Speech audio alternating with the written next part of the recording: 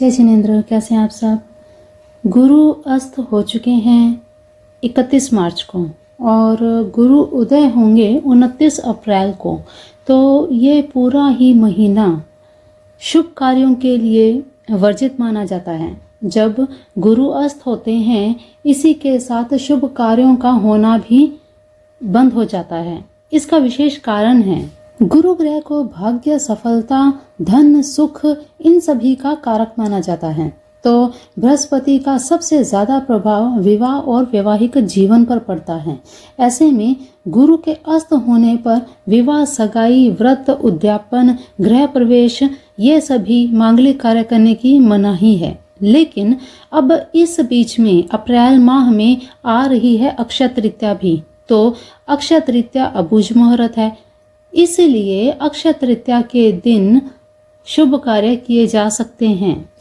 इस बात से अवगत आपको इसलिए कराया जा रहा है क्योंकि ये अबूझ मुहूर्त होते हैं। इन मुहूर्त में अस्त उदय का नहीं देखा जाता।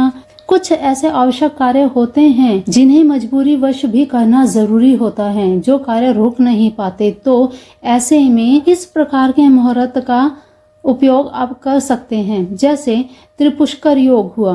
त्रिपुष्कर योग में 3 गुना अधिक फल मिलता है। जाप करना, पूजा आदि करना, ये सभी कार्य इस महीने में होते रहेंगे। लेकिन गुरु अस्त हैं और कोई अबूझ मुहूर्त भी नहीं है। ऐसे में आप अगर कोई शुभ कार्य करते हैं तो उस कार्य में अड़चने आएंगी।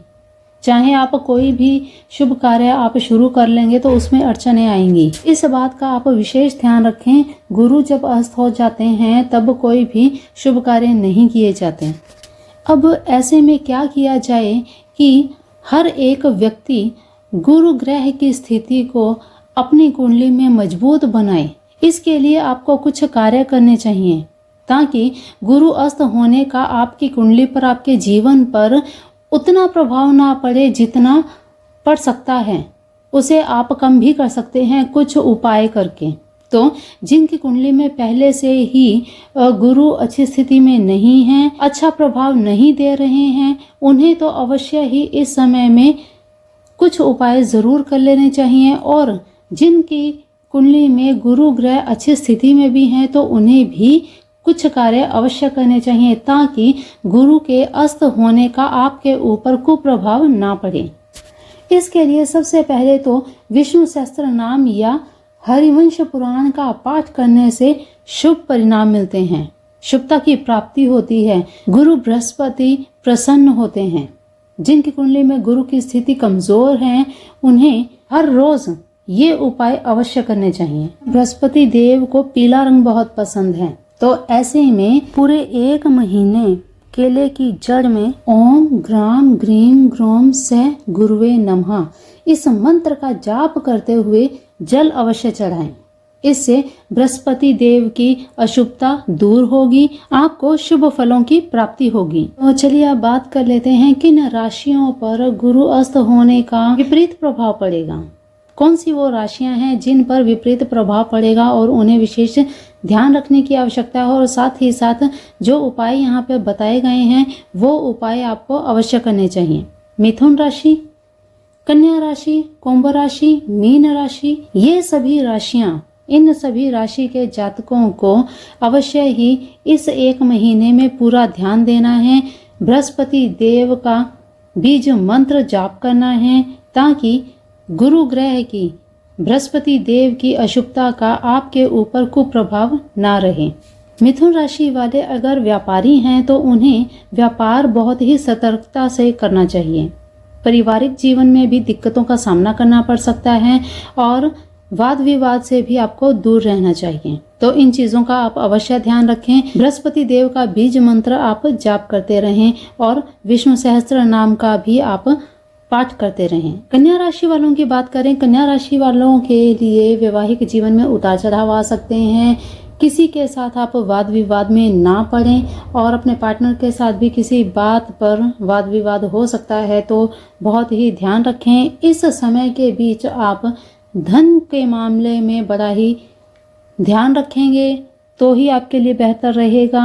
लेन देन का कोई अगर कार्य हो, धन संबंधी अगर कोई कार्य हो, तो उसे एक बार आप इस महीने छोड़ दीजिए। जब गुरु उदय होगा उसी समय आप कोई भी डीलिंग का कार्य कर सकते हैं। कुंभ राशि वालों को अपनी वाणी पर बहुत ही ध्यान देना चाहिए।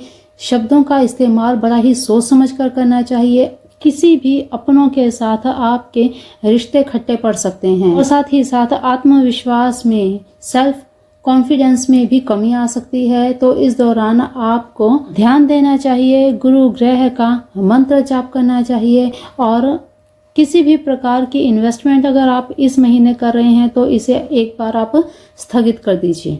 मीन राशि वालों के लिए भी ये गुरु अस्त सही नहीं है। सेहत का विशेष आपको ध्यान रखना चाहिए। मानसिक तनाव हो सकता है, काम के बोझ से आप परेशान हो सकते हैं, आर्थिक स्थितियां भी आपकी कमजोर हो सकती हैं। तो विष्णु जी के सामने घी का दिया अवश्य जलाएं और साथ ही साथ बृहस्पति देव का बीज मंत्र अवश्य जाप करें। तो मीन राशि वालों को भी 29 अप्रैल तक विशेष रूप से बृहस्पति देव की पूजा आराधना करनी चाहिए, घी का दीपक जलाना चाहिए और साथ ही साथ जो भी उपाय बताए गए हैं वो भी आपको अवश्य करने चाहिए। जितना प्रभाव राशि पर पड़ना चाहिए उतना नहीं पड़ेगा। आप अपने आप को संभाल सकते हैं, परेशानियों को कम कर सकते हैं अगर निरंतर आप ये बताए गए उपाय कर लेंगे। तो चलिए आज के लिए इतना ही, मिलते हैं फिर अगली ही ऐसी ही नई जानकारी में। तब तक के लिए अपना ध्यान रखिए, मस्त रहिए, स्वस्थ रहिए, अपने अपनों का भी ध्यान रखिए और हाँ, बृहस्पति देव का जाप अवश्य करते रहिए। जय जिनेंद्र।